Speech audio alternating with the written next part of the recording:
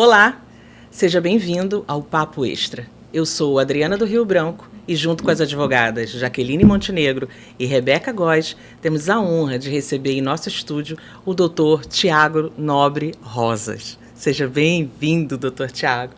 Vou ler aqui rapidamente o seu currículo.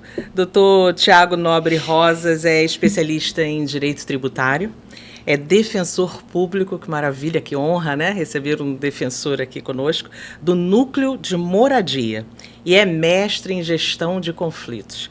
Realmente, olhando, né, o seu currículo, a gente pode dizer, doutor Tiago é realmente do direito extrajudicial, né? Totalmente do direito extrajudicial. Mexe com toda a parte de moradia, que é o que nós fazemos no direito imobiliário, e um mestre, né, em solucionar conflitos, que é realmente a bandeira do direito extrajudicial, para que a gente primeiro resolva amigavelmente as coisas e somente quando não conseguirmos levarmos a litígio. Seja bem-vindo, doutor Tiago. Seja bem-vindo. Bem-vindo. Obrigado, doutoras. É uma honra estar com vocês aqui, né?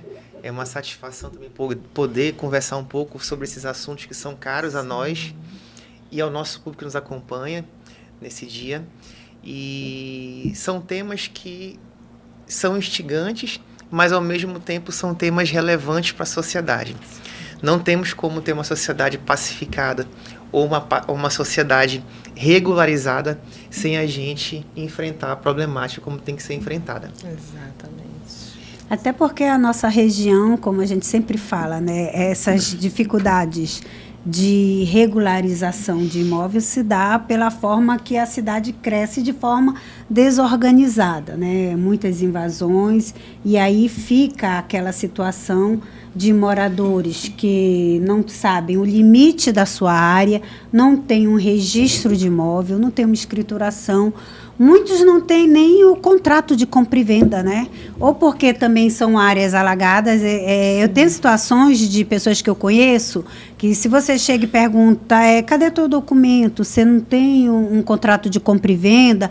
Ah, não tem, doutora, porque foi numa época de chuva, eu moro perto do Rip-Rap, e aí a enchente veio, levou tudo. Eu não tenho identidade, não tenho certidão de nascimento, que muitas vezes, o rato comeu, né? Não tem isso, o rato roeu, que onde eu moro tem muito rato, e a água levou, e a gente não tem esse documento mais, eu perdi. E às vezes eles não conseguem sequer trocar titularidade na concessionária de luz ou de água, né? Então, daí esse povo não tem nem essa documentação.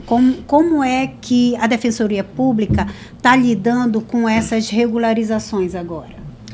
Doutora, é uma questão complexa trabalhar com moradia em Manaus. Nós temos 1.154.000 pessoas em Manaus em cima de ocupações irregulares, morando nas antigas invasões, que é o termo que a gente parou de utilizar por ser pejorativo.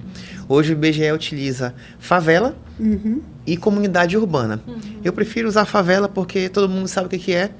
E embora a nossa não seja tão horizontal como é no Rio de Janeiro, ela é muito... Perdão, não é tão verticalizada como o Rio de Janeiro, ela é muito horizontalizada em Manaus. São 54% da cidade de Manaus em cima de favelas. Desse percentual todo, um pouco mais da metade está em área pública, ou do estado ou do município, e um pouco menos da metade em área privada, que está titulada, que está matriculada, que tem um dono, mas que se perdeu no tempo. Títulos antigos de 1890, 1910, que os herdeiros perderam também já ali o interesse, e os bairros se consolidaram em cima dessas áreas. Vou lhe dar um exemplo prático. Bairro Cidade de Deus. Né? Conhece, né? Então, são grandes áreas ali que muitas delas foram fazendas, né? Sítios, balneários. Que é vizinho do Alfredo Nascimento, ali, né? Reserva Duque. São 53.000 casas ali. Nossa. É a quarta maior favela do Brasil. Uau. Aqui em Manaus. E como é que a gente vai regularizar aquilo, né? A área central, é só um exemplo para discutir, começar a nossa conversa aqui. O miolo da Cidade de Deus possui mais de 10 sobreposições de matrículas. Meu Deus do céu. É dono por cima de dono, enfim, a gente sabe como os cartórios no passado funcionavam, não é como é hoje. Hoje nós estamos mais organizados. Aqueles livros antigos ali, sabe Deus como eles eram... São mais precisos hoje. Né? Isso. E nós temos uma área de entorno do Cidade de Deus, o fundo e a lateral, as duas laterais, que são da SUAB, do estado do Amazonas. Nós estamos atuando nessa área da SUAB. Exemplo, o Amazonas Meu Lar hoje abarca a Cidade de Deus, nessas áreas tangenciais. Na área central, nós vamos para o usucapião, porque o usucapião tem uma força, né, de quebrar toda a cadeia dominial. Então, se eu tenho um morador de 30 anos ou 20 anos lá, e se eu tenho sobreposição, eu não me importo com isso. Eu, com a sentença de usucapião, consigo quebrar os 10 antigos donos que estavam lá em cima. E pronto, a pessoa vai ficar em paz. Eu confesso que eu estava no Rio e eu vi essa situação do favela. E aí até o motorista do aplicativo falou, nossa, Manaus está entre as 5 maiores favelas do país. Aí eu, na minha cabeça, né? Eu pensei, mas como? Não tem... E agora esclarecendo que é nessa situação de horizontal, né? Então, fiquei meio chocada. E é impressionante como ela cresce de forma rápida. Agora eu vou brincar, há mais de 30 anos, né? 30 anos atrás, quando eu fui recenseadora do IBGE, que eu já fui recenseadora, tá? Já andou por aí, já viu. Na época, ali perto da Cidade de Deus era João Paulo, né? Sim. Ali no João Paulo, estava formando, então a gente andava em cima de lama para ir fazer o censo, né? Bater de casa em casa para fazer o censo. E era impressionante que a gente ia de dia, de noite já tinha outras pessoas, né? Outras pessoas já tinham outras moradias. Se eu fosse na próxima semana, eu digo, mas não tinha essa casa aqui. Não, construíram rapidamente, já estava tudo lá. Era papagaio, menino, cachorro, bacia, balde, tinha tudo. A questão do crescimento desordenado é uma questão nacional, né? O Brasil nunca teve uma política de moradia consolidada e que cumprisse a Constituição Federal. Nem a atual, nem as antigas, né? Desde 1850, nossa primeira lei de terras nacional, nós temos uma instrumentalização das leis de terras para a manutenção das elites no poder. Então, os escravos não poderiam ter terras... Os negros, os indígenas, historicamente pobres, não têm acesso à terra no Brasil. Mas, em 2017, eles editaram a 13465, que, no meu ponto de vista, é a melhor política pública nacional que nós temos hoje. Depois do SUS, que quando adoece todo mundo corre, todo mundo quer sua casa. Com certeza. É isso. O brasileiro sonha com a sua casa própria desde criança. Quer casar, ter sua casa, quer... construir deixar sua herança para os seus filhos. O que essa lei falou? Em grosso modo, se você mora numa ocupação irregular no Brasil, numa favela, e está consolidado em área pública, você tem direito de se tornar o proprietário. E lá criou-se um instituto maravilhoso chamado legitimação fundiária, que ele equivale a um usucapião, mas só que de área pública. E hoje... essa semana, a Semana do Solo Seguro, nós estamos entregando várias matrículas de imóveis baseadas nessa lei. Que é a REURB. Pela REURB. Isso. Que ótimo, né? Olha que maravilha. Só tem ideia de quantos títulos vocês estão entregando essa semana? Em torno de 12 mil essa semana. Que maravilha. Lá na Cidade de Deus? Não. Qual é a área? Eu ia perguntar. Qual é a área? Quais as áreas, né? Que a gente o Estado e o município conseguem fazer. Antigamente tinha uma discussão na lei que priorizava o município fazer a CRF, que é a Certidão de Regularização Fundiária, que é o fim do procedimento da REURB administrativo. Nós entendíamos que todos os entes poderiam fazer.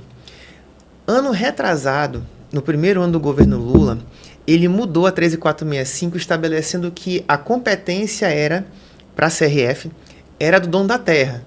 Então, se a União fosse a dona... a SPU faria ou o INCRA faria. Se o Estado fosse o dono da terra, na matrícula, né? A SECT faria. E se o município fosse o dono, a CEMAF faria no município de Manaus.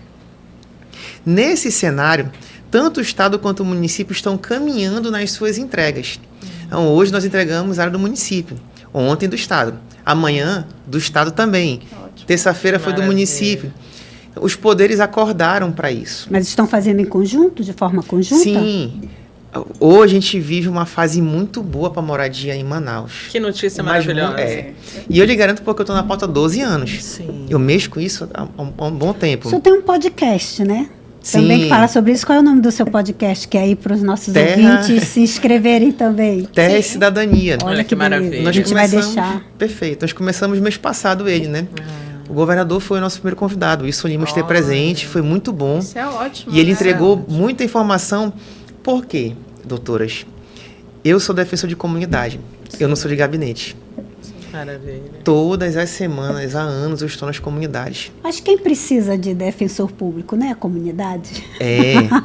E A pessoa está no lugar certo. Aí eu já Sim. quero, inclusive, fazer um adeno para lhe parabenizar, Parabenizar, né? Uhum. Eu milito há 30 anos e quando surgiu a lei do juizado especial, eu fui aqui em Manaus a primeira Defensora da aluna lei.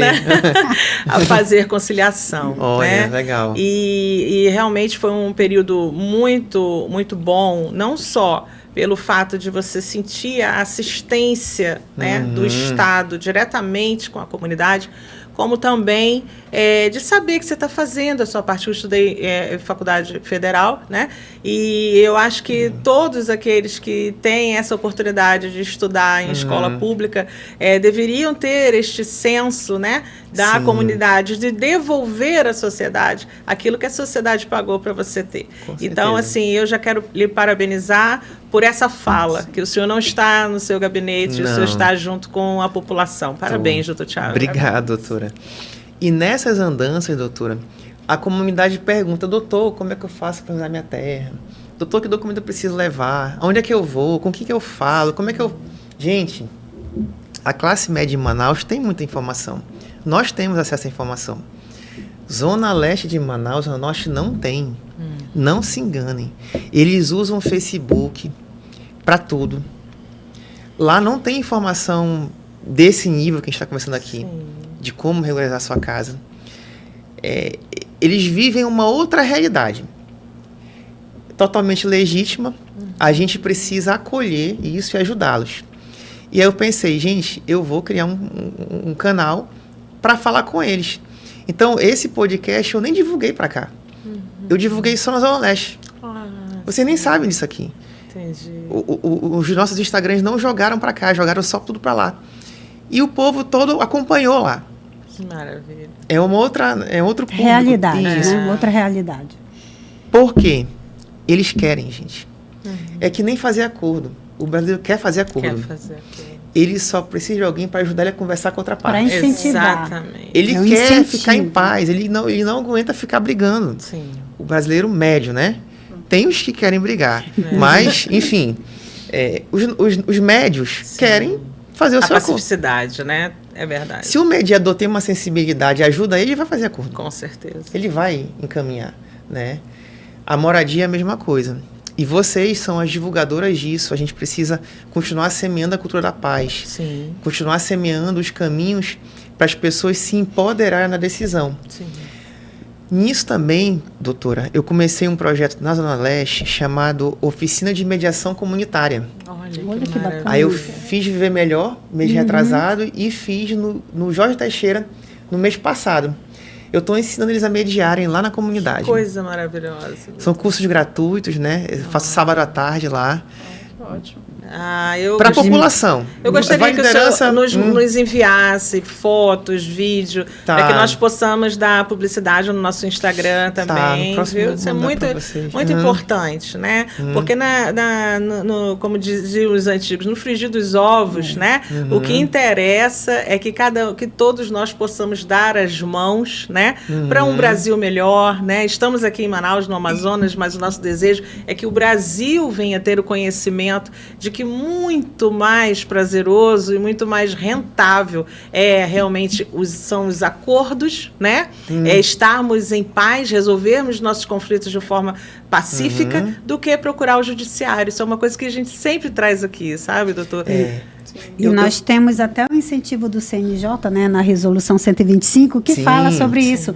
Mediação, arbitragem, resoluções de conflito, né? Que nós devemos, não só o judiciário, mas os advogados, os servidores, todos devem promover a conciliação, a mediação. Então, é uma coisa bem, né, que ainda falta ainda essa cultura do advogado. Isso. Né, porque a gente sai da faculdade com aquela ideia que nós precisamos processar alguém. Vamos brigar, vamos processar alguém. Tem alguém para você processar? Pisaram no seu pé? Vamos processar. Então, não é bem por aí, né? Nesse ponto, eu advogo a tese, doutoras, que a Constituição Federal já criou no seu bojo, no princípio do acesso à justiça, uma obrigatoriedade de todos os agentes públicos e privados a mediarem. Eu entendo isso. E nós temos uma questão que a própria OAB pode ajudar muito. Sim. Ano passado eu dei uma palestra sobre isso no primeiro seminário extrajudicial da OAB. E eu fiz uma proposição para a OAB. Hoje, o que o advogado faz? Ele pega o seu cliente, ele avalia a questão dele lá, né? Os argumentos, as provas que ele tem, e ele vai para a justiça. Essa é a nossa faculdade de Direito, né? Eu aprendi isso na faculdade também, na UFAM. Mas não é mais esse tempo. Hoje, no Judiciário, nós temos 80 milhões de ações ativas. Até mais, porque esse dado é de dezembro de 2024. Sim. Desses 80 milhões, segundo o próprio CNJ, 40% poderia ter sido mediado. Sim.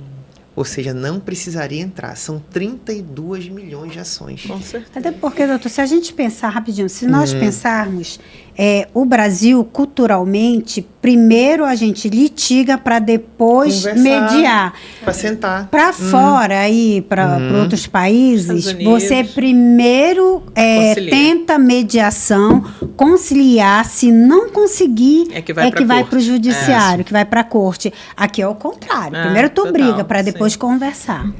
E a OAB, a Defensoria, o Ministério Público, a Polícia Civil, são os locais adequados para isso. Então, lá no meu núcleo, no MAF, nós temos uma Câmara de Construção de Consenso instalada, que eu sou mediador lá. Eu recebo vários advogados pedindo para eu mediar ele, o cliente dele e a outra parte. Uau! E faço acordo lá dentro. Olha que bacana. Só que isso a OAB deveria fazer. A OAB deveria ter um centro de mediação da OAB, com um mediador profissional, contratado e pago pela unidade de vocês, que é cara, que eu conheço, para que a senhora pegou um cliente, que quero litigar contra o cliente da doutora Adriana. Doutora Adriana, eu vou levar o nosso cliente lá para o centro de mediação da OAB, para a gente tentar fazer uma mediação lá. Sim. Com uma pessoa qualificada, a chance de acordo é muito alta. Muito alta. Fechou o acordo, todo mundo recebe na sua tabela, ou acima da tabela, porque ela é um mínimo, né? A tabela de honorários ela é básica. Você pode pedir o mesmo para fazer uma mediação de uma petição inicial. Não tem problema nisso. Resolve muito mais rápido, poucos meses. E quando a gente fala em mediação, agora o senhor tocou num ponto importante. Qualificado para isso, porque muitos não sabem o que é mediar. Mediar não é aquilo que semana de conciliação você chega no tribunal, tem acordo? Não tem. Então vou registrar em ato e jogar para a vara, para o juízo de origem. Não é isso. Mediar, você tem que ter as técnicas. Eu falo isso porque eu já lecionei mediação e arbitragem na faculdade. Sim, então, existe toda uma técnica para você fazer a mediação. E muitos advogados não tem essa técnica, não sabe a técnica de mediar. Sim. Então, se eles tivessem essa técnica, com certeza eles conseguiriam fazer esse serviço. Doutora, eu sempre quis dar aula, né? Nunca fui porque a remuneração não era boa. Mas no Brasil Eu não é sei. boa pra... Meu pai era professor. Meu pai foi professor de língua inglesa a vida inteira. A gente foi É um criado. vício, é viciante. Eu sou Sim. Aqui em formada em Manaus, ele é magistério. Eu professor sou aqui em formada Manaus. em Já tá magistério, aposentado. então eu sou suspeita para Isso. falar. Que eu já dei aula do jardim de infância, alfabetização, até a graduação, até após. Então, Mas o que eu vi? Que se eu não fosse para a universidade, eu não ia conseguir formar uma geração. Então eu comecei a dar aula esse ano na Faculdade La Salle, no nono período de gestão de conflitos. olha aí. Matéria obrigatória. Maravilha. Os meus alunos hoje são todos mediadores. Que maravilha. Olha E em que 6 maravilha. meses eu formo mediador lá na La Salle. Olha aí, que Que maravilha. bacana. E ele faz construção de consenso, que ninguém sabe fazer em Manaus. Sim. Ele faz mediação de empresário, de família, de tudo.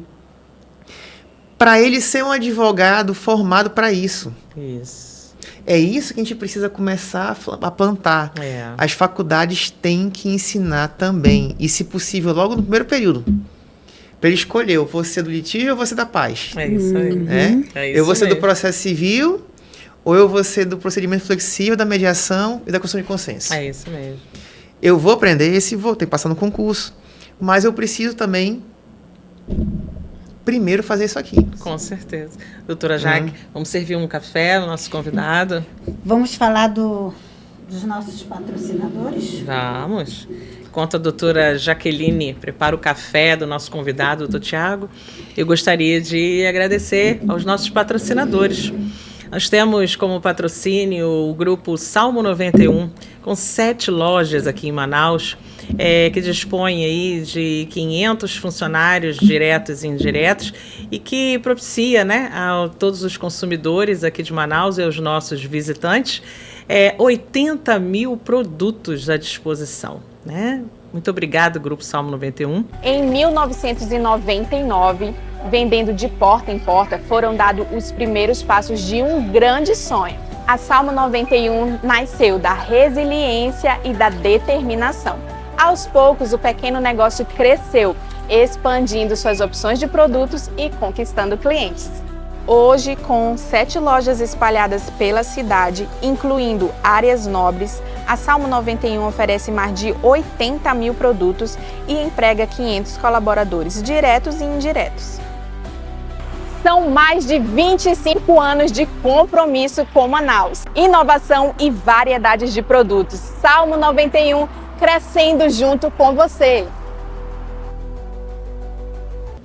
E também temos aqui a empresa FRTB, uma empresa de consultoria ambiental. Nós, que fazemos direito extrajudicial, não conseguimos trabalhar sem os engenheiros, sejam eles civil, ambiental, e isso realmente é um motivo de muita alegria saber que um parceiro com esse nome da FRTB está aqui patrocinando o nosso Papo Extra.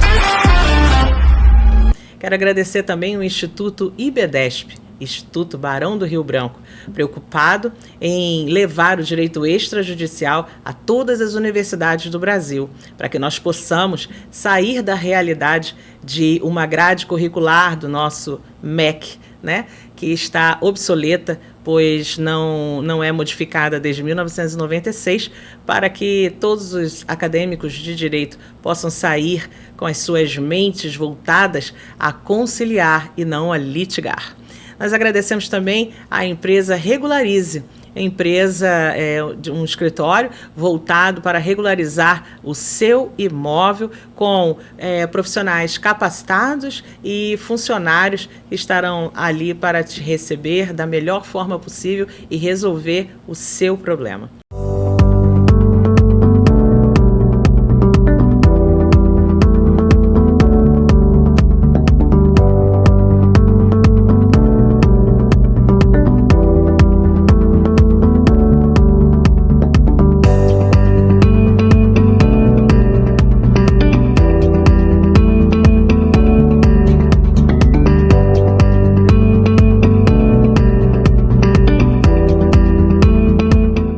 aí, doutora Jaqueline? Já Tá, temos um já café? tá esquentando aqui a água.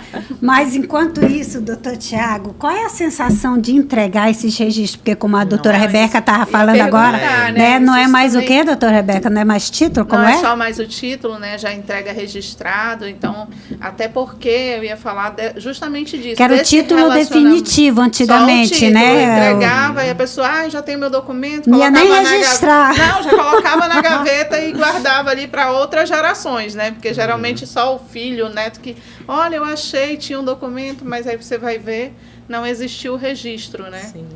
E agora já não tem mais essa barreira, né? Que era uma barreira. E aí, então, acredito que isso melhorou também o relacionamento e a visão como a sociedade vê o cartório. Porque Sim. a pessoa fala assim, tem que ir no cartório. Ela pensa duas coisas, na burocracia e no valor, né? Eu vou gastar. Nem vou lá. Eu não quero saber porque é burocrático e eu nunca consigo concluir, porque sempre exige uma coisa, outra coisa. Então, eu acredito que esse movimento também causa isso, né? De uma aproximação da sociedade, né, com o cartório. Porque no final das contas... Mas né, eu acredito que antigamente não era nem essa questão do trabalho e burocracia de ir no cartório. Eu acho que era a falta de conhecimento mesmo, porque era cultural. Você entregava, não, eu tenho registro, mas tenho acho que título associa definitivo. também, né? Você acha que Para eles isso achavam que melhorou? aquilo É. do título definitivo já era um registro para eles, na cabeça deles, né? Sim, melhorou sim, tá? Os cartórios hoje, eles entenderam a sua função social na questão de moradia. Todos esses títulos de REURB S, são gratuitos, totalmente... Que é REURB social, né? Isso, falei hoje de manhã, inclusive, sobre isso. Ninguém ali no Rio Pirani, que foram 1.050 entregas hoje de manhã. Olha, Pagou R$1, que coisa maravilhosa. não pagou um selo, nem pro cartório, nem pro judiciário, nem pro executivo, nem pra defensoria. Nada, foi todo mundo gratuito. E isso fez ele se reaproximar do cartório. O cartório, historicamente, tinha um preconceito contra o cartório, né? Mas esse trabalho todo que eles têm feito, aqui em Manaus, principalmente, eu não sei nos outros estados, está gerando um retorno à essência do cartório. Sim. O cartório é importante, gasta, mas a gente tem uma segurança jurídica ali. Com certeza. E essa importância o brasileiro precisa, né? Ter essa consciência, né? Isso. Antes as pessoas pegavam o título e guardavam, como você bem falou. E nunca registravam.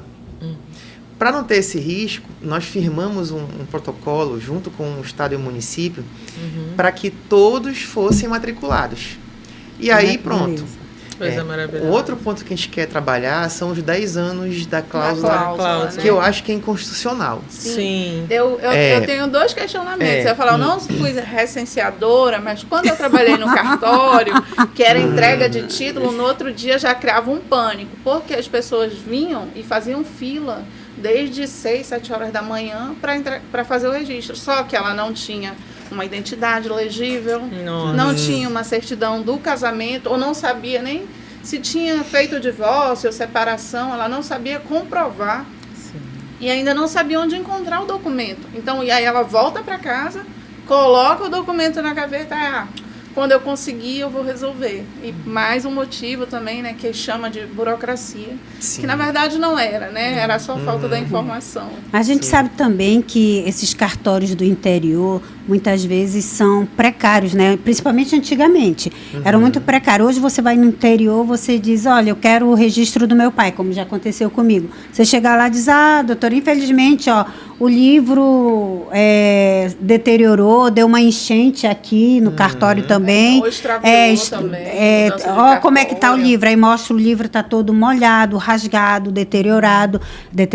E aí, ainda tinha o seguinte, que antigamente, quando se fazia o registro, que é o caso da minha família, meu avô era português, e ele e foi fazer um registro civil dos filhos, ele levou 5 filhos, foi fazer de atacado, como eu digo, né? Levou 5 filhos para fazer o registro civil dos filhos, e foi feito em uma única folha.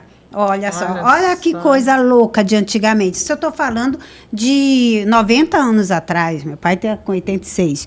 Então, foi feito o registro em uma única folha e por atacado. E aí você vai atrás desse cartório para fazer uma restauração. Você não consegue porque não tem mais o livro. Então, imagina para a pessoa... Hoje, graças a Deus, a realidade é outra. Está mudando, está mudando. O sentimento de entregar... Eu vou dar o exemplo da dona Francisca de Oliveira, né? Ela não está nesse rol dessa semana. Ela foi uma assistida nossa que eu fiz a ação de usucapião do bairro do Crespo. Nós fizemos uma ação em 2023 lá. Eu ajuizei 28 ações de uma rua. Fiz um piloto numa rua só e ajuizei 28 vizinhos. Olha lá. Fui de porta em porta, me apresentei, pedi documento, o pessoal me deu. E eu fiz 28 ações numa semana lá, né? E ela foi a primeira que saiu em 2025, depois de 2 anos. 2 anos. Demora uns 2 anos na justiça, um usucapião atualmente. 1 ano e meio, 2.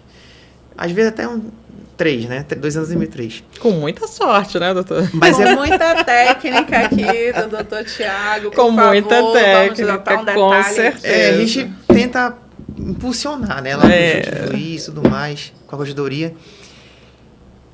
E eu fui na casa dela entregar. Imagino. Porque a defensoria, gente, ela é um órgão pequeno ainda, né? A gente tem uma dificuldade financeira. E a gente se vira nos 30 lá. E eu que trabalho com o povo, mais ainda. Sim. Então, para mim, aquele valeu mais do que os 12 mil dessa semana. Ai, que coisa maravilhosa. Como é que vocês escolhem essa área? Como é que vocês determinam a área que vocês vão trabalhar? É demanda. É um plano? É demanda de demanda. Procura? Quem procura a gente faz. A gente vai já chegar nessa pergunta. E aí o senhor foi entregar para dona Francisca? Aí a gente avisou quem tinha, né? Essa equipe foi lá. Ela recebeu a gente, tudo mais. Fizemos uma foto. E pedi para ela explicar como que começou aquela casa lá. Sim. E qual era a importância daquele documento para ela. E ela virou: doutor, isso aqui era uma invasão. Começou 40 anos atrás. Uau. O Crespo. É um bairro antigo, né? Ali na frente da bola. Da bola. Isso. 40 anos. Isso aqui era um chavascal. Nem queria vir para cá. Não tinha asfalto, não tinha nada. A gente comprou isso aqui por menos de R$100 o terreno foi. Na época, né? Se fosse comparar o preço de hoje, né? E o sonho da minha mãe, nós viemos de Manacapuru para cá. Todo mundo do interior, a mãe divorciou. E viemos para cá, eu, minhas irmãs e minha mãe, morar aqui nessa casa 40 anos atrás. E o sonho da minha mãe era ter o documento dessa casa. Ela já morreu, né? Ela já tinha falecido. Mas ela estava recebendo aquele documento pela mãe dela. Ai, que coisa. Cara, ela chorou lá. Foi muito... Foi forte, né? É, muito forte. E aí, agradeceu e fomos embora. Pronto. Eu paguei meu ano de salário ali naquele dia, né? Que coisa maravilhosa. Eu pude ir para casa. Porque ela ficou 38 anos lá e me encontrou, por acaso, que eu bati na porta dela. Olha só. Eu nunca tinha visto aquela mulher na minha vida, minha amiga. Quando que eu ia lá? Nunca. É verdade. Quando que eu ia encontrar? Nunca. É que nem a gente aqui. Sim. Talvez nunca mais se encontrem. Por isso que a gente tem que aproveitar os momentos. Com certeza. É só uma vez na vida esse momento aqui. E ela levou para mim, confiou em mim. Podia ser até um estelionatário, né? Enganando os outros lá, mas ela estava vendo que tinha uma... Dei entrada, acompanhei e no final fomos levar. Cara, nunca mais na vida dela, na minha, vai acontecer isso de novo. Que coisa maravilhosa. Eu vou morrer, ela vai morrer. E só foi aquele dia. Mas nunca mais vai ser esquecido, né? O Não, momento, eu, né? ela, a gente e a equipe, todo Estão mundo... ligadas, né? Sim, por um ato. sim.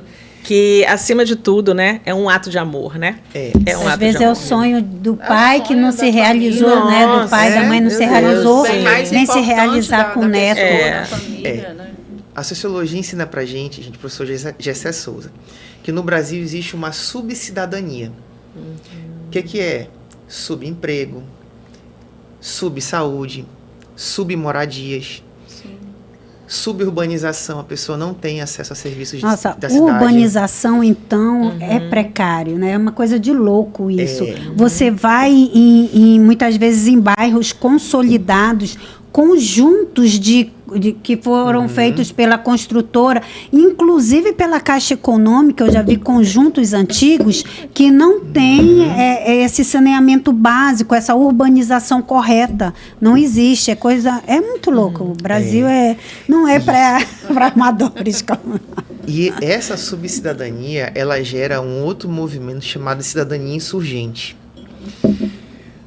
aonde o cidadão comum, ele procura os caminhos para ele sair desse ciclo de pobreza.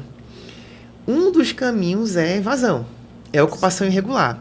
Ele não paga aluguel, a favela é uma saída econômica para o pobre, já que ele não paga aluguel, e ele parte para a autoconstrução. Nos finais de semana, à noite, feriados, restos de obras de outras obras, materiais ali que ele vai comprando, ele constrói uma casa durante 10, 20 anos para concluir a casa dele. Sim. Sem reboco, sem Você sabe que uma vez estou falando agora em sociologia, eu estava conversando com meu marido, que é arquiteto, e a gente falando sobre essa questão da urbanização. E eu vejo que a urbanização, ela deveria ser uma matéria da escola básica, assim como a economia básica. Por quê? Justamente pela nossa cultura. Por que nós temos tantas construções irregulares? Porque a prefeitura não tem a fiscalização adequada para dizer, olha, você tem que construir dessa forma. Quem é que sabe que tem que ter norma para construção? Tu não pode fazer uma escada no meio da rua, você não pode... favela não tem... Né? Então, isso, assim, né? mas a educação básica, uma educação básica sobre urbanização numa escola poderia evitar certas situações. Eu não vou dizer que vai evitar esse crescimento desordenado, essas invasões, mas pelo menos um pouco de senso de construção. Porque o brasileiro vai construir. O que o brasileiro não consegue inventar, meu amigo? Parece que a gente tem muito assunto aqui, Tem, né? olha, a gente vai ter que... Aproveitando, Adriana, faço o convite para o nosso convidado do nosso próximo congresso, querida, que nosso tempo está esgotando ali. Nós gostaríamos de convidar o senhor, doutor Tiago, para estar conosco Novamente. No segundo Congresso de Direito Extrajudicial aqui no Amazonas, que ocorrerá nos dias 19 e 20 de setembro, onde nós teremos a oportunidade de receber os palestrantes de todo o Brasil, né? E gostaríamos de lhe convidar, porque realmente é uma representatividade da Defensoria Pública que nos orgulha, né, aqui no estado do Amazonas. Eu tenho muita esperança de que todo o Brasil, né, siga esse exemplo para aqueles que realmente não podem, né, contar com um profissional particular, né, que tenham esse apoio e essa visão da Defensoria Pública, e a união, né, dos chefes do Poder Executivo, que também é muito importante para que nós possamos fazer um trabalho voltado ao social, que nós tenhamos esse apoio dos chefes de Poder Executivo, dos cartórios, né? E nós queremos muito agradecer o senhor, tá? Vamos deixar aqui o seu podcast também, para que as pessoas venham seguir o Instagram também. Pode deixar. E nós agradecemos. Nossa mídia vai botar, vai colocar lá. No Instagram. E nós só temos que agradecer, tá? A sua participação. Eu agradeço também, aceito o convite, viu? Estou à disposição. São temas que são caros a mim. Sempre que vocês precisarem de alguma coisa, podem contar comigo. Nós vamos ter uma parte 2, viu? Porque eu já estou vendo que ficou assunto aí inacabado. Eu estou curiosíssima para saber como está funcionando toda essa equipe e eficiência ao interior do estado também. Posso dar... No MAF é para a capital. Sim. Mas o interior tem defensor e eu sempre dou uma ajuda também, de colabora, trato em conjunto também. Maravilha. Muito bom. Mas então vamos marcar um 2, não é verdade? Vamos agradecer, né? Obrigado por esse tempo. Nossa, foi muito bom mesmo. E eu acredito que vai ser vai agregar muito no Congresso para mostrar que aqui, né, nós temos uma parte bem atuante na regularização fundiária, que nós estivemos no Congresso em Salvador e nós vimos que tem muita mobilização. Tem. Tá? Então, Tem. né, nós ouvimos lá da SPU, tivemos várias apresentações. Então, nós não estamos muito atrás, nós estamos aqui bem eficientes, pelo que o senhor mostrou. Das capitais, Manaus é a melhor. Olha, Olha. Em só. REURB e política habitacional de moradia. Que maravilha. Eu lhe garanto, das 27. Que maravilha. Muito obrigada mesmo. Muito pelo- obrigada. Por Parabéns conta- pelo trabalho. Obrigado por conta também do governo federal investindo em Manaus, viu? Olha só. Muito. Esse ano, mais de R$1 bilhão em moradia foi investido em Manaus, Que maravilha. em 2025. Que bom. Que coisa Estamos boa. aí. Fica feliz, né? Muito Muito obrigada, feliz. viu, por Muitíssimo toda essa obrigada. informação, né? É verdade. Pessoal, e terminamos aqui, infelizmente, né? Mais um Papo Extra. Esperando vocês no nosso próximo assunto e o nosso próximo convidado. Um grande abraço a todos vocês e tchau, tchau. Tchau, tchau. Até a próxima.